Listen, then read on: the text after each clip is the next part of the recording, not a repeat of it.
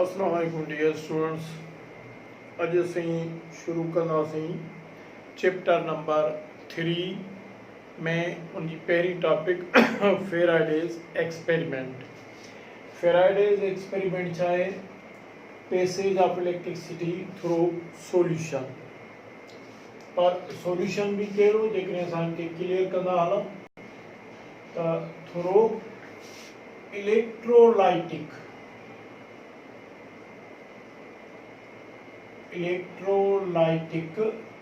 Solution. छाकाणि त तव्हांखे ख़बर आहे त नॉन इलेक्ट्रोलाइटिक सॉल्यूशन त करंट खे कंडक्ट न कंदो। इलेक्ट्रोलाइटिक सॉल्यूशन मंझां करंट हिन इलेक्ट्रिसिटी खे पास करे ऐं एक्सपेरिमेंट कयो। इलेक्ट्रोलाइटिक सॉल्यूशन में तव्हांखे इहा ख़बर हूंदी आहे त केटाइंस ऐं एनाइंस अपोजिट इलेक्ट्रोड्स ॾे मूव कंदा आहिनि जॾहिं इलेक्ट्रिक करंट उन्हनि खे ॾिनो वेंदो आहे। ऐं सपोज कयो हिते ही केटाइन आहे, ही एनाइन आहे इलेक्ट्रोलाइट जो। हाणे मेटलिक प्लेट्स असां हिते फिट कयूं था। हिन प्लेट खे असां बिजली जी या बैटरी जी, हाई वोल्टेज बैटरी जी नेगेटिव एंड सां कनेक्ट कयूं था। ही कैथोड हूंदो ऐं हिन मेटलिक प्लेट खे पॉजिटिव एंड सां कनेक्ट कयूं था। ही पॉजिटिवली चार्ज प्लेट खे असां एनोड चवंदा आहियूं। हाणे आयन्स में जेका चार्ज आहे उहा इलेक्ट्रॉन्स खे रिफ्लेक्ट कंदी आहे। हिन आयन जो मक़सदु आहे इट इज़ इलेक्ट्रॉन पुअर।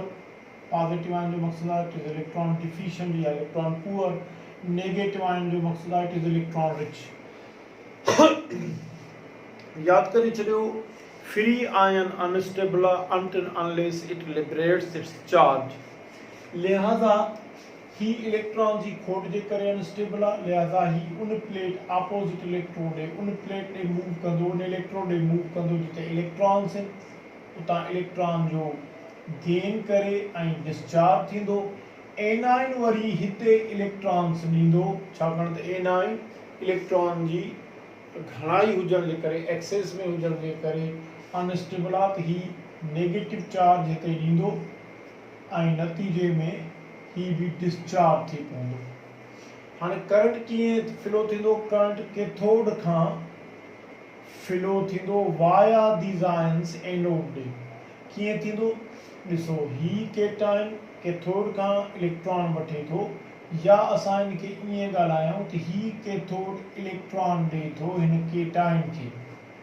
बदिले में छा थो थिए? ही एनाइन पंहिंजा इलेक्ट्रॉन ॾे थो, जेको आहे सो एनोड ॾे। यानी कि थियो ईअं त कैथोड इलेक्ट्रॉन ॾिना केटाइन खे, बदिले में एनाइन इलेक्ट्रॉन ॾिना एनोड खे। ॼण कैथोड खां वाया दीज आयन्स एनोड ॾे इलेक्ट्रॉन्स फ्लो थिया, जंहिंजे करे करंट जेको आहे सो डिस्चार्ज थिए थो ऐं पैसेज ऑफ करंट थिए थो। हाणे ओवरऑल तव्हां हाणे फेराडे एक्सपेरिमेंट इहो ई कयो हुयो। ही हुयो फेराडे जो एक्सपेरिमेंट। इलेक्ट्रोलाइटिक सॉल्यूशन मंझां इलेक्ट्रिसिटी खे पास करे करंट खे फ्लो कराए ऐं आयन्स खे डिस्चार्ज करे कैथोड एनोड ते हुन एक्सपेरिमेंट कयो, जंहिंमें आयन्स डिस्चार्ज थिया। हिन में ओवरऑल रिज़ल्ट छा थो निकिरे त इलेक्ट्रोलाइट जा आयन्स जेके आहिनि, पॉजिटिव आयन्स ऐं नेगेटिव आयन्स, उहे पंहिंजनि अपोजिट इलेक्ट्रोड्स ते पंहिंजी चार्ज लिबरेट करे ऐं डिस्चार्ज थियनि था। हाणे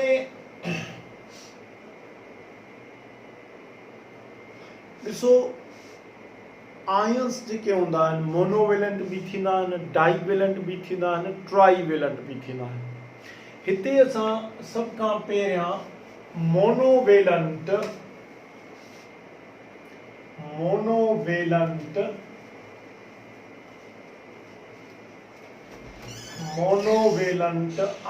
पॉजिटिव आयन, मोनोवेलेंट पॉजिटिव आयन जो एग्जांपल वठंदासीं ऐं मोनोवेलेंट नेगेटिव आयन्स जो एग्जांपल वठंदासीं। मोनोवेलेंट माना जंहिंजी वैलेंसी हिकु हुजे। हाणे ॾिसो जीअं सिल्वर आयन आहे, हिते हिकु पॉजिटिव चार्ज आहे, इहो मोनोवेलेंट पॉजिटिव आयन आहे। ही सभई मोनोवेलेंट आहिनि, जीअं सोडियम आहे, पोटाशियम आहे, वग़ैरह वग़ैरह। अहिड़े नमूने सां मोनोवेलेंट नेगेटिव आयन जीअं ॾिसो क्लोराइड आयन आहे, ब्रोमाइड आयन आहे, आयोडाइड आयन आहे। इहे अहिड़े क़िस्म जा जंहिं ते हिकु माइनस चार्ज हुजे, इहे मोनोवेलेंट नेगेटिव आयन आहिनि। हाणे असां इहो ॾिसूं, जेकॾहिं मोनोवेलेंट पॉजिटिव आयन ते गौर कयो त इहो नेगेटिव चार्ज हिते नेगेटिव चार्ज वठे थो कैथोड खां, छाजे लाइ? डिस्चार्ज थियण लाइ। यानी कि इलेक्ट्रिसिटी जी चार्ज रिक्वायर करे थो मोनोवेलेंट पॉजिटिव आयन डिस्चार्ज थियण जे लाइ। हाणे फेराइडे इहो ऑब्जर्वेशन कई, हिन जी एक्सपेरिमेंट में ही ऑब्जर्वेशन आई। हाणे असां मोनोवेलेंट पॉजिटिव आयन लाइ था सोचूं त 1 मोल यानी कि 6.02 into 10⁻23 number of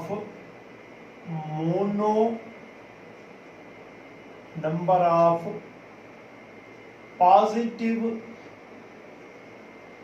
monovalent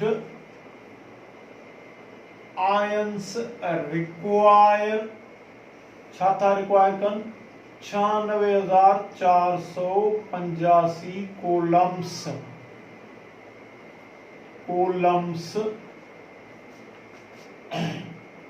charge. हाणे तव्हांखे ख़बर आहे त कोलम्स ख़ुदि चार्ज जो यूनिट आहे, ऑफ इलेक्ट्रिसिटी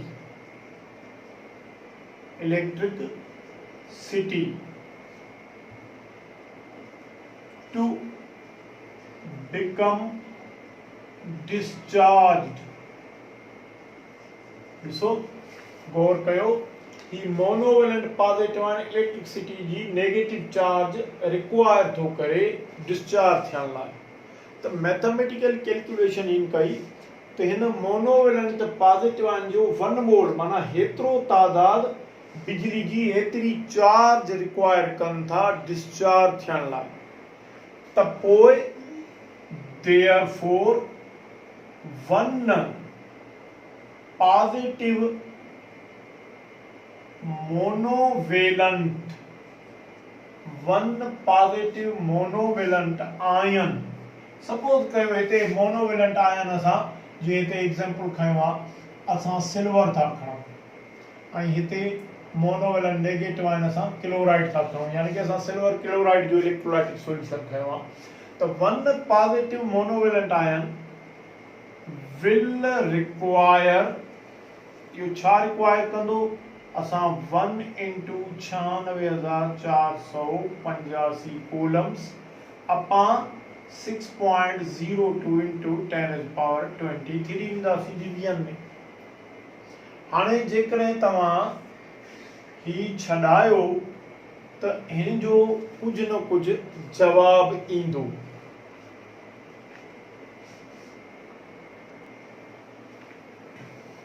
त स्टूडेंट्स ही जवाब ईंदो 1.6 into 10⁻27 कोलम्स, यानी कि हिकु मोनोवेलेंट आयन एतिरी इलेक्ट्रिसिटी जी चार्ज रिक्वायर कंदो डिस्चार्ज थियण लाइ। ठीकु आहे, ॾिसो हाणे हिन कीअं इहा कैलकुलेशन कई, कीअं ऑब्जर्वेशन कई, इहा हिकिड़ी अलॻि टॉपिक आहे। बहरहाल फेराइडे जी ऑब्जर्वेशन में इहो आयो त मोनोवेलेंट पॉजिटिव आयन जो 1 मोल यानी कि हेतिरो मोनोवेलेंट आयन जो तादाद हेतिरी बिजली जी चार्ज रिक्वायर करे थो डिस्चार्ज थियण लाइ। त पोइ हिकु मोनोवेलेंट आयन यानी कि अहिड़ा मोनोवेलेंट आयन केतिरी डिस्चार्ज चार्ज रिक्वायर कंदा इलेक्ट्रिसिटी जी डिस्चार्ज थियण लाइ, हेतिरा कोलम्स। ठीकु आहे। अच्छा, हिकिड़ो मिनट ताहिर। अच्छा, 150 थी जेकॾहिं छॾाईंदासीं त जवाबु ईंदो 1.6 इंटू 10 पावर माइनस 27 न, पर सॉरी ही ईंदो माइनस 19। सॉरी फॉर दैट, मां पहिरियों शायदि ग़लति लिखियो, छाकाणि त मथे वेंदो कि नेगेटिव थींदा ऐं ही पावर जेको आहे हेतिरो ईंदो। हाणे 1.6 इंटू 10 पावर माइनस 19 कोलम्स जेको आहे उहो हिकिड़े मोनोवेलेंट आयन जी चार्ज खे रिफ्लेक्ट करे थो। हाणे इलेक्ट्रिसिटी जी फील्ड में यादि करे छॾियो, असां हिते रिज़ल्ट इहो कढियो त देयरफॉर वन मोनोवेलेंट पॉजिटिव आयन जी जेका चार्ज अचे थी, वन मोनोवेलेंट पॉजिटिव आयन जी उहा अचे थी, उहा हम सां केतिरी एसोसिएटेड आहे 1.6 इंटू 10 पावर माइनस 19 कोलम्स। हाणे यादि करे छॾियो, तव्हांखे ख़बर आहे त मोनोवेलेंट आयन पॉजिटिव आयन छाजे करे पॉजिटिव चार्ज थियो आहे, छाकाणि त उन में इलेक्ट्रॉन जी भेट में प्रोटॉन हिकिड़ो डोमिनेंट आहे, उहो वधीक आहे। पंहिंजी माना त मोनोवेलेंट पॉजिटिव आयन में जेको बिहेवियर आहे उहो हिकिड़े वधीक प्रोटॉन जो डोमिनेंट आहे। इन्ही खे असां ईअं बि चई सघूं था त मोनोवेलेंट आयन दरअसल हिकु प्रोटॉन जी डोमिनेंट जे करे मोनोवेलेंट आयन आहे, त उनजो जेको बिहेवियर आहे दरअसल प्रोटॉन वारो बिहेवियर आहे। लिहाज़ा हिन मोनोवेलेंट जी जेका चार्ज आहे इहा असां प्रोटॉन जी चार्ज कंसीडर कंदा आहियूं। ठीकु आहे। हाणे असांखे ख़बर पई त प्रोटॉन जी हेतिरी चार्ज आहे, पर जेकॾहिं तव्हांखे को चवे त डाइवेलेंट, हाणे जीअं ॾिसो हिते को असांखे चवे त बाबा हिकिड़े सिल्वर आयन में केतिरी चार्ज मैग्नीट्यूड हूंदी, असां हीअ लिखंदासीं 1.6 इंटू 10 पावर माइनस 19 कोलम्स। या को चवे असांखे हिकु प्रोटॉन जी चार्ज मैग्नीट्यूड ॿुधायो त हेतिरी। को असांखे चवे मैग्नीशियम डाइवेलेंट जी आयन जी चार्ज ॿुधायो, त बेसिकली चार्ज इहा ई रहंदी 1.6 इंटू 10 पावर माइनस 19 कोलम्स। हिते डाइवेलेंट आहे त हिनखे ॿिनि सां ज़र्ब करणो पवंदो।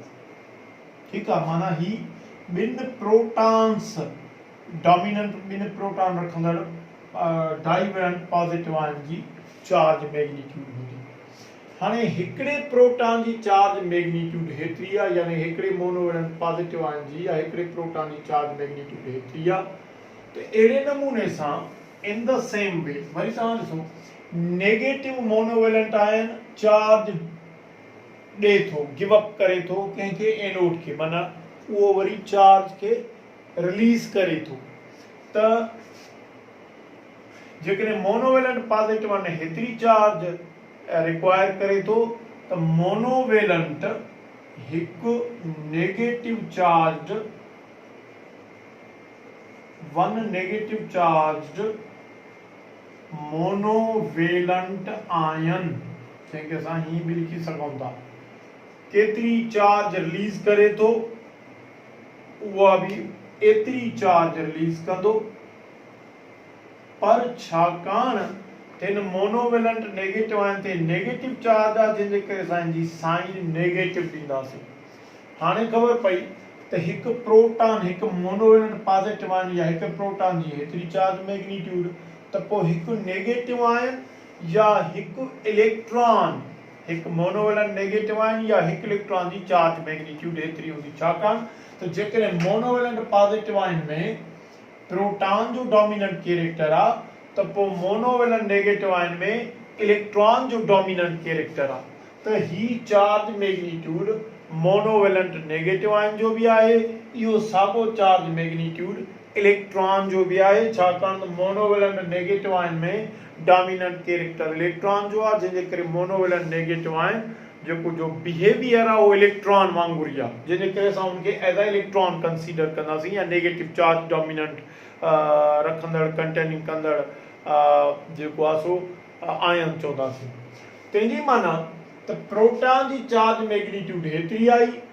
इलेक्ट्रॉन जी चार्ज मैग्नीट्यूड हेतिरी आई जेकॾहिं तव्हांखे चवे तो बाबा डाईवेलेंट मोनोवेलेंट आयन जी चार्ज मैग्नीट्यूड केतिरी हूंदी ॾिसो डाईवेलेंट जीअं असां हिते खणूं था ऑक्साइड आहे डाईवेलेंट आहे हिन जो चार्ज मैग्नीट्यूड केतिरो हूंदो यादि करे छॾियो चार्ज मैग्नीट्यूड इहो ई हूंदो 1.6 into 10 is power minus 19 coulombs पर छाकाणि थी चार्ज ट्वाइस आहे ॿ दफ़ा चार्ज मैग्नीट्यूड उन करे 2 सां इनखे ज़र्ब कंदासीं थी डाईवेलेंट नेगेटिव आयन जो चार्ज मैग्नीट्यूड हूंदो या इहो साॻियो ई चार्ज मैग्नीट्यूड ॿिनि इलेक्ट्रॉन जी चार्ज मैग्नीट्यूड खे ॿुधाईंदो हाणे यादि करे छॾियो त अहिड़े नमूने सां 1 मोल ऑफ इलेक्ट्रॉन जो चार्ज मैग्नीट्यूड केतिरो हूंदो 96,485 कोलम्स पर नेगेटिव साइन ॾींदासीं छाकाणि त इलेक्ट्रॉन ते नेगेटिव चार्ज आहे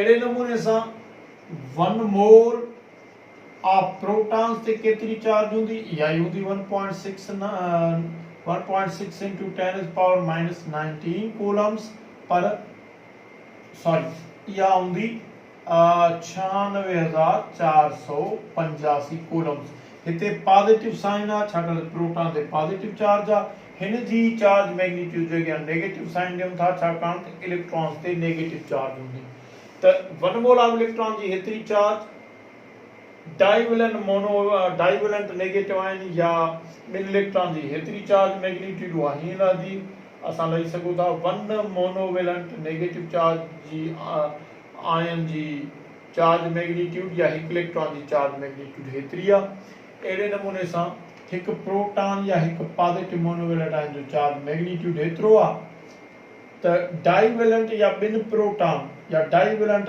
पॉजिटिव आयन जी चार्ज मैग्नीट्यूड हीअं आहे 1 मोल ऑफ प्रोटॉन जी चार्ज मैग्नीट्यूड ही आहे हाणे असां हिकु प्रोटॉन ऐं हिकु इलेक्ट्रॉन जी चार्ज मैग्नीट्यूड था चऊं ॾिसो फेराडे एक्सपेरिमेंट छा असांखे सेखारियो ॾिसो सभ खां पहिरियां असां चऊं था जॉन डाल्टन जी एटॉमिक थ्योरी ते जॉन डाल्टन जी एटॉमिक थ्योरी में इहो ॿुधायो वियो त एटम एतिरो त नंढे में नंढो पार्टिकल आहे स्मॉलेस्ट पार्टिकल आहे जो उन खां वधीक उन जे अंदरि ॿियो को स्मॉलेस्ट पार्टिकल आहे ई कोन तमामु नंढे में नंढो पार्टिकल आहे जंहिंखे वधीक विरहाए नथा सघूं हाणे फेराडे एक्सपेरिमेंट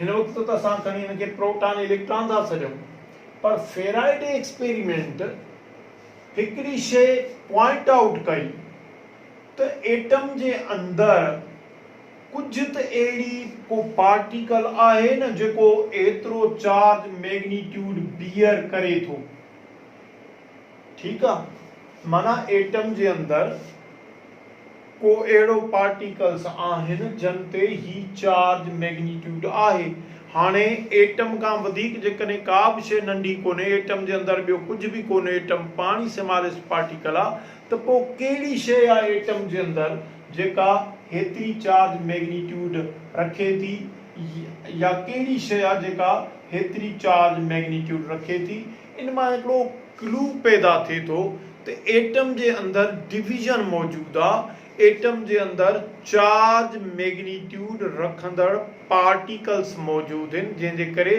हिकिड़ो दुनिया वारनि खे क्लू मिलियो त एटम इंडिविजिबल न आहे एटम खे असां डिवाइड करे सघूं था एटम जे अंदरि एटम खां नंढड़ा अञा चार्ज मैग्नीट्यूड रखंदड़ पार्टिकल्स मौजूदु आहिनि ओके हाणे हिन मां तव्हांखे MCQs ईअं कोन ॾींदो त व्हाट इज़ फेराइडे एक्सपेरिमेंट तव्हांखे ॾींदो त what is the charge magnitude of 1 mole of electron suppose कयो हाणे जेकॾहिं MCQs ते असां अचूं त हिते MCQs तव्हांखे ॾेई सघे थो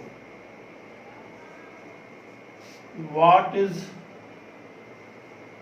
charge magnitude of 1 mole of electrons 1 mole of electrons जो charge magnitude केतिरो आहे या तव्हां खां पुछी सघे थो what is charge magnitude of 1 mole of electrons चवे या 1 mole of proton जो भी पुछी सघे थो या तव्हां खां पुछी सघे थो what is charge magnitude of divalent negative oxide ion या तव्हां खां पुछी सघे थो what is charge magnitude of magnesium divalent positive आयन या पुछी सघे थो what is charge magnitude of 1 electron या पुछी सघे थो what is charge magnitude of 1 proton त इन नमूननि सां तव्हांखे हिननि जा MCQs ॾेई सघे थो।